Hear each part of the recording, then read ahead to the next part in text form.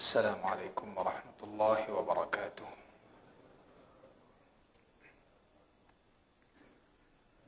الحمد لله رب العالمين، والصلاة والسلام على سيد المرسلين وعلى آله وصحبه أجمعين.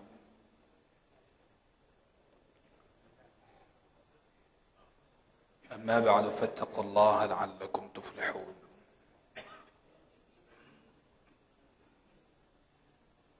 اللهم علمنا ما ينفعنا وانفعنا بما علمتنا وزدنا علما. اللهم جنبنا ما يضرنا في ديننا ودنيانا يا أرحم الراحمين.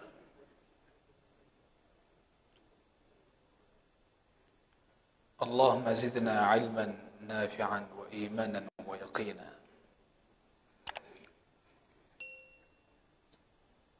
Hadirin Jamaah Masjid Baitur Rahman yang saya muliakan, kembali kita melanjutkan pembahasan bab yakin dan tawakal dalam syarahan kitab Riyadhus Shalihin. Malam ini kita melanjutkan pembahasan yang lalu dan mudah-mudahan kita bisa menyelesaikan sampai akhir bab yakin dan tawakal ini.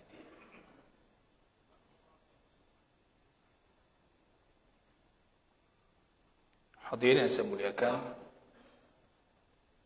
pada pertemuan yang lalu kita telah membacakan hadis yang ke-9 dalam bab yakin dan tawakal, yaitu hadis dari Ummul Mukminin Ummi Salamah radhiyallahu taala anha. Nama beliau adalah Hindun. Nama Ummul Mukminin, nama Ummu Salamah, nama Ummu Salamah yang nama sebenarnya adalah Hindun bintu Abi Umayyah Hudzaifah Al-Makhzumiyah radhiyallahu anha, bahwasanya Nabi sallallahu alaihi wasallam, bahwa Nabi sallallahu alaihi wasallam kata beliau, kana idza kharaja min baitih, apabila keluar dari rumahnya maka beliau selalu membaca Bismillah tawakkaltu ala Allah, yakni Bismillah, dengan nama Allah aku keluar. Tawakkaltu ala Allah, aku bertawakal kepada Allah. Kemudian dilanjutkan, Allahumma inni a'udzubika an adilla au udall. Ya Allah, sesungguhnya aku berlindung. Ya Allah, sesungguhnya aku berlindung kepadamu dari tersesat atau disesatkan. Adilla yaitu dijauhkan dari kebenaran, sehingga aku tidak akan sampai kepadanya. Udalla berarti disesatkan oleh orang lain, oleh kawan yang buruk, oleh lingkungan yang tidak mendukung keadaan kita yang lemah ini, akhirnya kita disesatkan oleh orang lain. Au azilla au uzalla. Au azilla yaitu tergelincir dari kebenaran, artinya tergelincir ke dalam kebatilan. Au uzalla atau digelincirkan oleh orang lain. Au adlima au udlam. Ya Allah, aku berlindung kepadamu dari berbuat zalim. Au udlam, atau dizalimi oleh orang lain. Au ajhala au yujhal alayya. Au ajhal, ya aku berlindung kepadamu ya Allah dari terjatuh ke dalam kesalahan dan kebodohan. Ya. Au yujhal alayya, ya. Atau aku dibodohi oleh orang. Hadirin yang saya muliakan, hadis ini hadis sahih yang diriwayatkan oleh Abu Dawud rahimahullahu taala. Imam At-Tirmidzi rahimahullah beliau mengatakan hadis ini hasan sahih. Kita melanjutkan beberapa pelajaran penting dari hadis ini. Yang pertama, hendaklah seorang hamba itu dia memulai kehidupan di luar rumah dengan berzikir kepada Allah. Ini poin penting. Dan kalau kita perhatikan kehidupan seorang muslim itu, sentiasa dia tak lepas daripada nama Allah Subhanahu wa taala. Tak lepas pada mengingat Allah Azza wa Jalla, tak lepas pada zikir kepada Allah Azza wa Jalla. Kita keluar rumah, zikrullah. Masuk kamar mandi, keluar kamar mandi, ada zikirnya. Kita menggauli istri, ada zikirnya. Masuk masjid, keluar masjid, ada zikir dan doanya. Pakai baju, ada zikir dan doanya. Ya. Tidur, ada zikir dan doanya. Bangun tidur juga demikian. Kita mimpi, bangun tengah malam juga ada zikir dan doanya. Ya. Makan, memulai makan dan setelah makan ada zikir-zikirnya. Kita melihat sesuatu atau merasakan angin kencang atau turun hujan, sebelum dan sedang turun hujan atau setelah turun hujan, ada zikirnya. Kita hadiri tempat pesta perkawinan, ada doa zikir kepada para pengantin, ada doa yang kita ucapkan. Kita berwudu, setelah berwudu kita salat, setelah salat kita menjenguk orang sakit, mendengar berita orang meninggal dunia, sampai kita turunkan jenazah ke dalam kubur juga ada zikir dan doa. Setelah dimakamkan juga demikian. Apa yang kita dengar, apa yang kita lihat, apa yang kita rasakan, semua ada zikir. Dan ini menunjukkan bahwasanya hidup kita ini tak bisa dipisahkan senantiasa berzikir kepada Allah Subhanahu wa taala. Maka orang demikianlah yang Allah puji mereka. Al-Dhakirin Allah katsiran wal-dhakirat. Dia orang yang banyak berzikir kepada Allah, baik laki-laki maupun perempuan. Maka dari sini kita bisa melihat diri kita masing-masing, betapa banyak lalainya kita. Dan jarangnya kita berzikir mengingat Allah Subhanahu wa taala dalam setiap keadaan.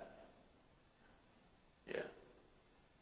Kalau kita perhatikan kehidupan Rasulullah sallallahu alaihi wasallam 24 jam dalam satu hari itu, tidak ada yang kosong daripada zikrullah. Ya. Senantiasa Rasulullah sallallahu alaihi wasallam mengingat Allah dalam setiap waktunya. Dan beliau telah mengajarkan umatnya dengan syariat yang mulia ini untuk senantiasa ingat kepada Allah Azza wa Jalla. Maka di malam berbahagia ini kita mengingatkan diri kita. Setelah kita dengar hadis ini, punya niat, punya azam, punya tekad untuk kita mengamalkannya. InsyaAllah amal malam ini kita, pelajaran malam ini akan berkah. Setiap keluar rumah hendaknya seseorang itu mulai kehidupannya di luar rumah dengan berzikir kepada Allah dan bertawakal kepada Allah. Dan serahkan segala urusannya kepada Allah. Ini otomatis orangnya ketika keluar rumah bukan kesombongan, menunjukkan dia tawadhu, lemah. Karena dia tawakal kepada Allah, tidak ada apa-apa yang dia miliki, tidak ada kekuatan melainkan dari Allah Azza wa Jalla. Bayangkan, keluar rumah dia serahkan urusannya kepada Allah Azza wa Jalla. Rumah ditinggalkan, orang di dalam rumah dan segala urusannya yang dia akan lakukan pun keluar rumah dia serahkan kepada Allah Azza wa Jalla. Maka di hadis ini memberikan pemahaman penting kepada kita bahawa seorang mukmin dia senantiasa memohon perlindungan kepada Allah dari kesesatan. Ya, orang mukmin itu sangat takut, ya, sangat khawatir. Ya. Dia jauh daripada kebenaran. Sebagaimana dia memohon perlindungan kepada Allah Subhanahu wa taala daripada kebodohan. Dan di antara ciri kebodohan seseorang adalah dia jatuh dalam kemaksiatan. Orang sedang berbuat maksiat itu orang itu sedang bodoh. Jahil. Wal'iyadu billah. Kemudian berlindung kepada Allah Subhanahu wa taala dari kezaliman. Berlindung kepada Allah dari kezaliman. Karena zalim ini perkara besar. Orang zalim itu adalah orang yang meletakkan sesuatu bukan pada tempatnya, itu zalim. Meletakkan hak bukan kepada orang berhak, memberikan hak bukan orang berhaknya, itu zalim. Maka Allah katakan kezaliman yang paling besar adalah kesyirikan. Karena seharusnya ibadah itu diperuntukkan kepada Allah, namun dia berikan kepada makhluk Allah. Maka Allah katakan inna syirka la zulmun azim. Karena zalim itu bagian daripada meletakkan sesuatu bukan pada tempatnya, itulah zalim. Kemudian berlindung kepada Allah Subhanahu wa taala dari penyimpangan dari jalan yang lurus, penyimpangan dari jalan yang benar. Hadirin yang saya muliakan, maka di sini perlu kita pahami bahwasanya sumber kesesatan dan penyesatan itu bisa berasal dari godaan jiwa. Sumber kesesatan itu juga bisa muncul dari kecenderungannya mengejar dunia. Jiwa yang punya kecenderungan mengejar dunia. Atau bisa juga berupa tipu daya. Tipu daya syaitan. Atau kerancuan orang-orang yang sesat. Akhirnya karena hati ini kita lemah. Hati ini lemah.